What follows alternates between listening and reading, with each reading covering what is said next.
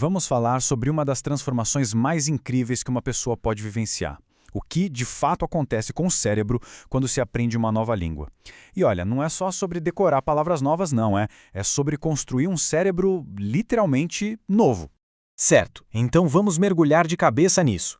A grande pergunta é essa aqui: o que está rolando de verdade lá dentro? Por trás de toda a memorização de verbos, da prática de pronúncia, que mudanças físicas, funcionais estão acontecendo? É uma jornada fascinante, e ela começa com uma única palavra. E o motor por trás de toda essa mudança tem nome, viu? É a neuroplasticidade. É basicamente a habilidade incrível que o cérebro tem de se remodelar, de se reorganizar. Pensa assim, é como uma cidade que vai construindo novas estradas, novos prédios, conforme a população aumenta. A experiência de aprender um idioma é justamente o que impulsiona essa grande obra. Beleza, vamos começar pela parte física, pelo hardware mesmo. Como é que aprender um novo idioma consegue atualizar a estrutura do cérebro? É aqui que a gente vê as mudanças mais concretas. Para entender isso, a gente tem que pensar em dois componentes principais do cérebro que ganham um belo upgrade. De um lado, a matéria cinzenta, que são tipo os processadores, os centros de comando. Do outro, a matéria branca, que é todo o cabeamento, toda a fiação que conecta tudo. E o mais legal, as duas se transformam. E olha que interessante, o multilinguismo aumenta a densidade da matéria cinzenta. Isso é um ponto-chave. Não significa necessariamente mais células cerebrais, mas sim que as conexões existentes se tornam mais ricas, mais complexas. É como se a rede de computadores do cérebro ficasse muito mais poderosa. E o mais legal é que esse crescimento não é aleatório, não. Acontece em áreas bem específicas. Por exemplo, o córtex parietal inferior esquerdo. Ele se fortalece para lidar com todo aquele vocabulário novo. O hipocampo, que é o nosso centro de memória, também cresce. O córtex temporal superior para processar os sons, a ínsula para articulação, até o cerebelo para dar fluência. Cada pecinha ali tem sua função aprimorada. Ok, agora vamos falar da fiação, do cabeamento. A matéria branca fica mais robusta, mais íntegra. Imagina que as supervias de informação do cérebro, sabe? Elas ficam mais rápidas, mais eficientes, com menos engarrafamento. E é isso que permite que todas aquelas áreas que a gente acabou de ver conversem entre si com muito mais velocidade. Certo? O hardware está atualizado. Mas, e aí? Como é que o cérebro consegue gerenciar vários idiomas ao mesmo tempo sem virar uma bagunça? É um verdadeiro ato de malabarismo cognitivo. E o pulo do gato é esse aqui. O desafio não é só saber os idiomas, é conseguir selecionar um e, ao mesmo tempo, suprimir todos os outros. Porque olha só, quando uma pessoa multilingüe vai falar, todos os idiomas que ela conhece são ativados ao mesmo tempo. O cérebro, então, precisa fazer um trabalho ativo, sabe, de escolher o idioma certo e colocar os outros em espera.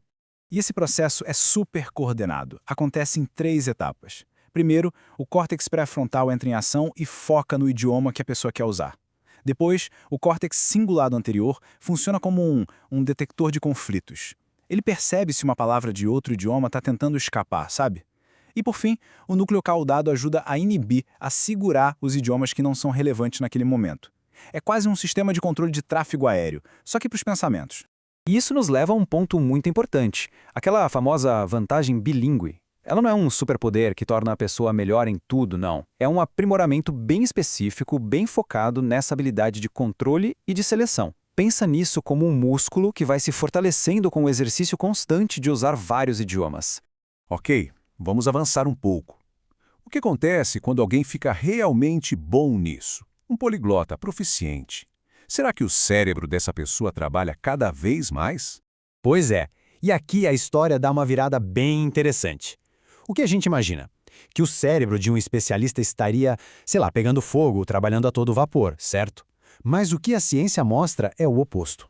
Esse conceito se chama economia neural. É o seguinte, assim como um atleta de elite faz um movimento super complexo parecer fácil, o cérebro do poliglota aprende a fazer as tarefas da língua com menos esforço. Ou seja, menos ativação cerebral, na verdade, significa mais expertise. É eficiência pura. E dá para ver isso claramente aqui. Numa mesma tarefa, o cérebro de quem está aprendendo mostra uma atividade super alta, parece um motor acelerando. Agora, olha o do poliglota. É bem mais silencioso, mais focado, super eficiente. O cérebro se especializou. E agora a gente chega no benefício final, que talvez seja o mais profundo de todos. o impacto que o multilinguismo tem na saúde do cérebro a longo prazo, ao longo da vida. Acontece que aprender e usar vários idiomas ajuda a construir uma coisa chamada reserva cognitiva. Pensa nisso como se fosse uma poupança de capacidade cerebral. Essa reserva toda permite que o cérebro encontre caminhos alternativos quando as vias normais começam a ser danificadas pela idade, por exemplo. E o resultado dessa reserva é impressionante. Estudos mostram que usar ativamente vários idiomas ao longo da vida pode atrasar o aparecimento dos sintomas de doenças como o Alzheimer em até 5 anos. 5 anos. Isso é um ganho de tempo de vida funcional, com qualidade, que é algo gigantesco. Mas claro, tem sempre as letras miúdas, né? É fundamental entender o contexto. O multilinguismo não é uma cura mágica. Ele não impede a doença em si, mas ajuda o cérebro a compensar os efeitos, a adiar os sintomas. E claro, funciona muito melhor quando está combinado com outros hábitos saudáveis, como exercícios, boa alimentação e por aí vai. Então, para a gente resumir, essa tabela mostra bem a foto completa. O cérebro poliglota tende a ter uma organização mais distribuída, ele é mais eficiente, tem um controle cognitivo maior e, o ponto crucial, tem uma reserva cognitiva maior para encarar o envelhecimento. No fim das contas, a grande lição é essa. Aprender um outro idioma não é só adicionar mais uma habilidade no currículo. É um processo de verdadeira engenharia cerebral. O resultado?